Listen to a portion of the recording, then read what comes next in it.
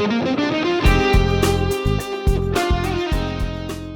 hello, and welcome everyone. My name is Lauren and this is my booktube channel. If you know me from my shared account, Loranda Reads, hi, welcome. Thank you so much for coming to see my personal channel. If you don't know me from there, I do have a shared account with my best friend and we do all kinds of book videos and we post very consistently, so I'll leave that in the description below if you want to check out that channel. But I wanted to kind of create this as like a separate book vlog channel, a place for me to kind of just throw up videos that are a little more unscripted, unfiltered, where I can talk about things that might not be included over there. So here we are. Welcome. Thank you for coming. My room is a mess, as is everything in my life. So that's kind of just the vibe we're going for here. That's okay. But I wanted to quickly come and make a video about all the books I read in 2021. This is really the first year of my reading journey, and I didn't really start avidly reading until maybe June or July.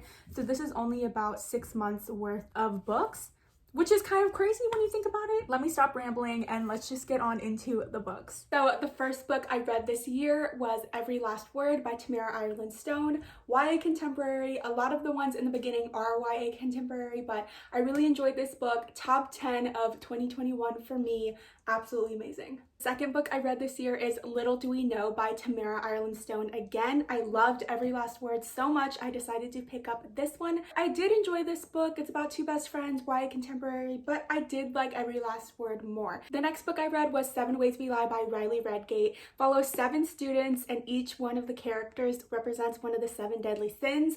I thought it was really interesting, fast-paced, YA contemporary. I liked it. Next, I read Girl in Pieces by Kathleen Glasgow. Absolutely loved this book. I think it made it in like my top 4 books of 2021, so highly recommend. I would check trigger warnings though. It does deal with mental health, self-harm, and things like that, but really, really amazing, moving story. Next, I read Holding Up the Universe by Jennifer Niven, not sure how you say it, but I picked up this because I knew that All Your Bright Places was written by her. However, I was kind of disappointed with this book. I thought it was an interesting concept, but didn't love it. YA contemporary again. Moving right along, I read my first romance novel, which was Beautiful Disaster by Jamie McGuire.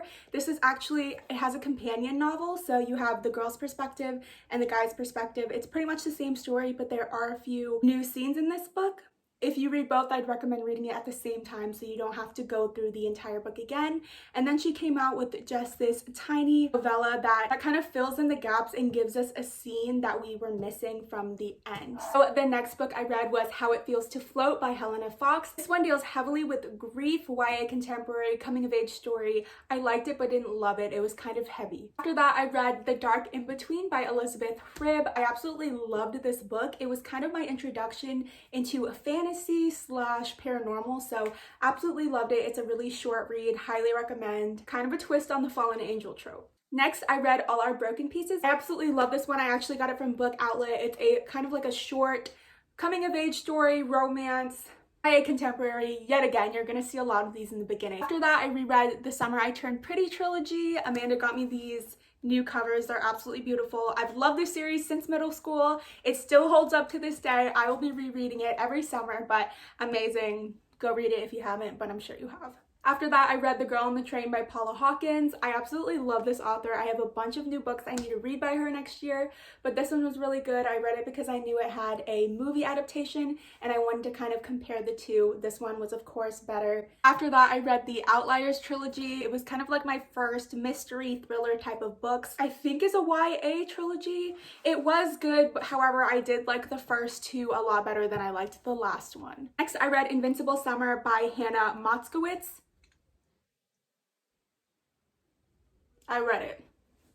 That's all I'm gonna say, but don't recommend. After that, I read the Scythe trilogy by Neil Shusterman. If you do know me from the Loranda Reads account, you know this is my favorite trilogy of all time. I absolutely love Neil Shusterman's writing, so I can't wait to read more of his books. This will be the series I constantly recommend. Please go read it if you haven't already. Dystopian YA, however, it has so much more than that. Just absolutely brilliant. Please go read this. If you take anything from this video, it's this series. This is also a signed edition.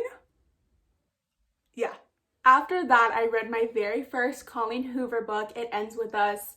I know you guys know it, everyone knows it. I know there's a little bit of a controversy when it comes to this book because of the topics that it includes. However, I know this book was based after her mom and her mom's experience with domestic violence, so you kind of just have to respect it for what it is. Even though I don't love every aspect of the very end of the book, I do think it was overall a masterpiece, my favorite Colleen book. After that, I did try to read How to Make Friends with the Dark by Kathleen Gaskell because I loved Girl in Pieces so much.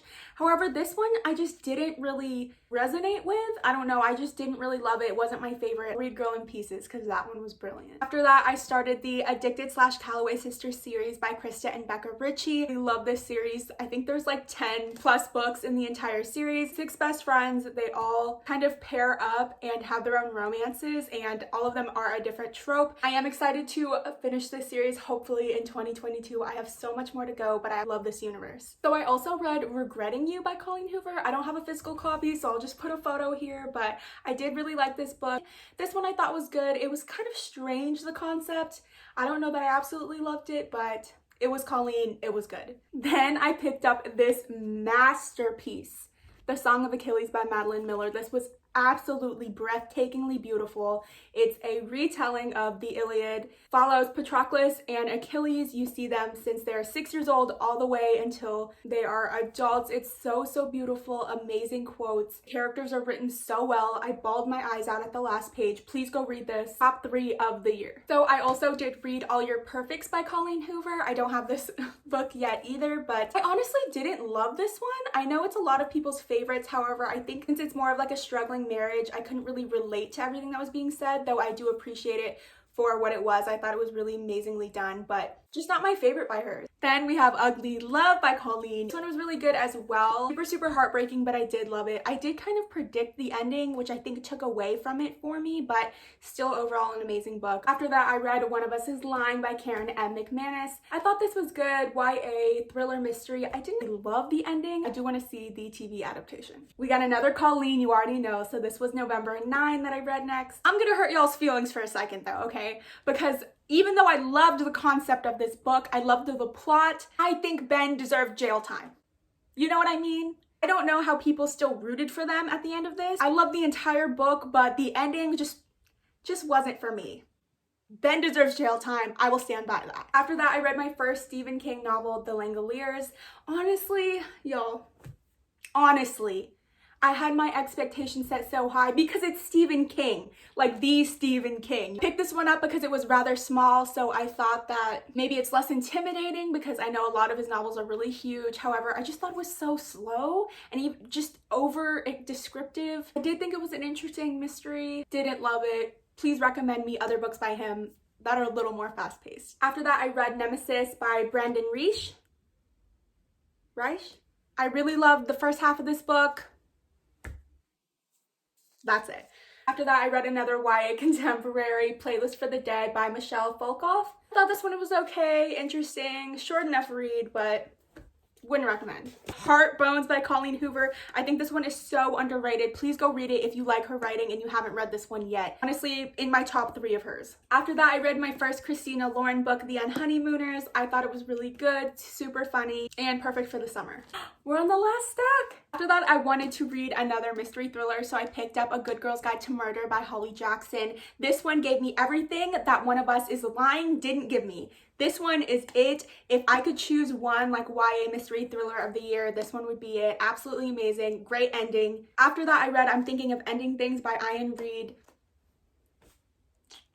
I do see it's a Netflix film. I am really interested to see that.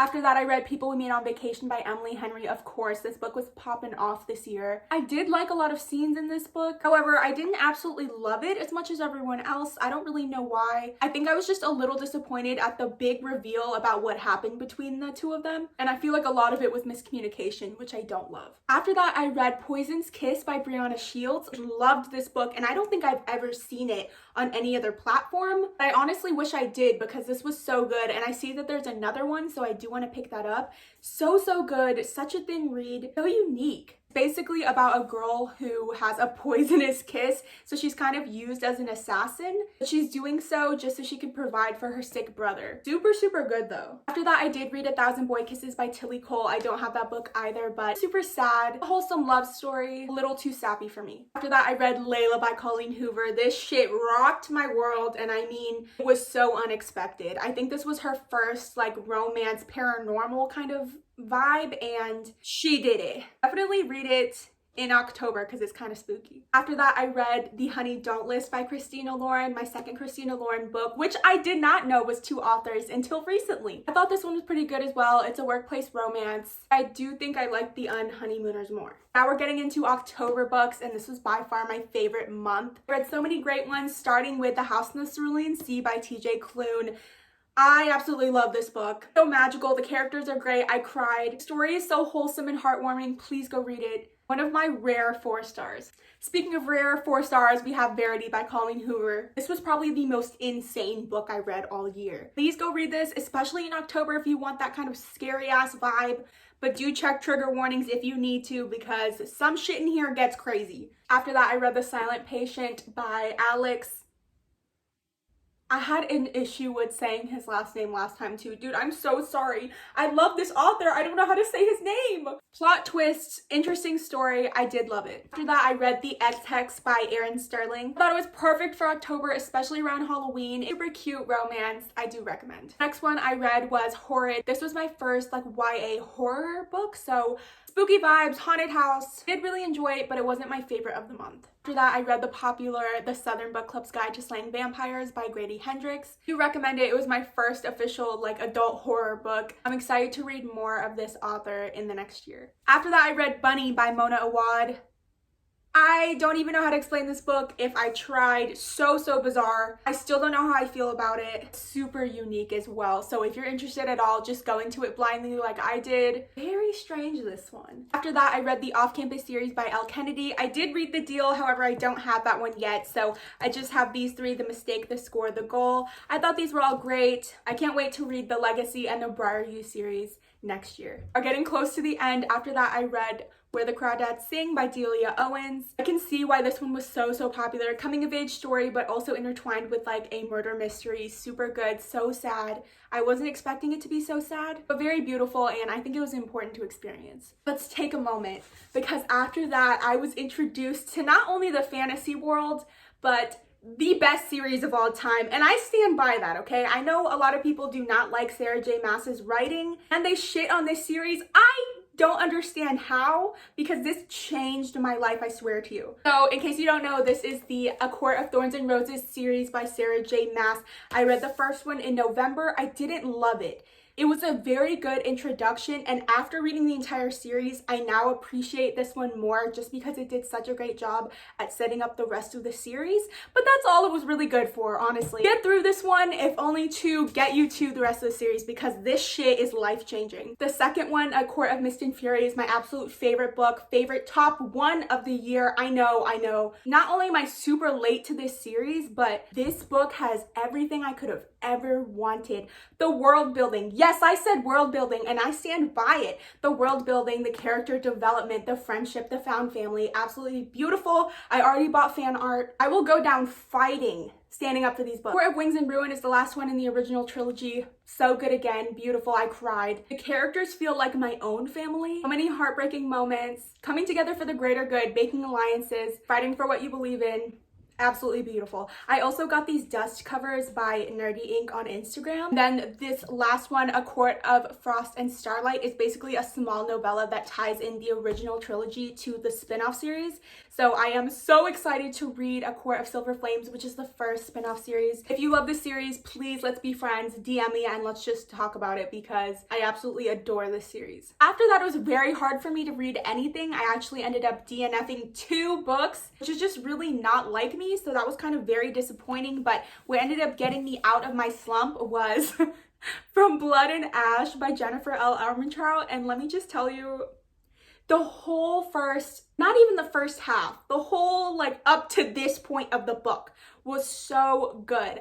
I was so excited to have like another fantasy series that I can start and hopefully love. However, when I got to the very ending of this book, I wanted to throw it away because I was so disappointed at where they went with the story. The plot twist wasn't even my issue. It was the fact that they had our main character act the way she did when she found out about that plot twist. Like, I don't know how people root for this couple after this first book, because the ending just completely shattered my perception of this man, and I hate him with everything I have. So I was so excited for this series, and now I'm so heartbroken because I really don't think I can continue reading it. If you read this series and it gets better, please just bug me to read it because I want to love it so bad, but the ending just pissed me off. So that brings me to my last book that I read in 2021, which was Under the Whispering Door by TJ Klune. I wanted to end on a happy note and get my spirits up after the atrocity that was From Blood and Ash. I thought this one was so magical as well. Loved the characters. I didn't love it as much as I did House in the Cerulean Sea, but I am glad I read it. Beautiful way to end the year. I think that kind of wraps up all of the books I read in 2021, which is insane. Please leave some good recommendations for me in the comments for me to read in 2022, if anyone's watching this other than my parents. This channel is just going to be kind of a video diary for me for the next year, so I'm excited to kind of just put these together and then be able to watch back and see everything that I did and read once next year is over. So just thank you so much for watching. Welcome to the channel and hope to see you again.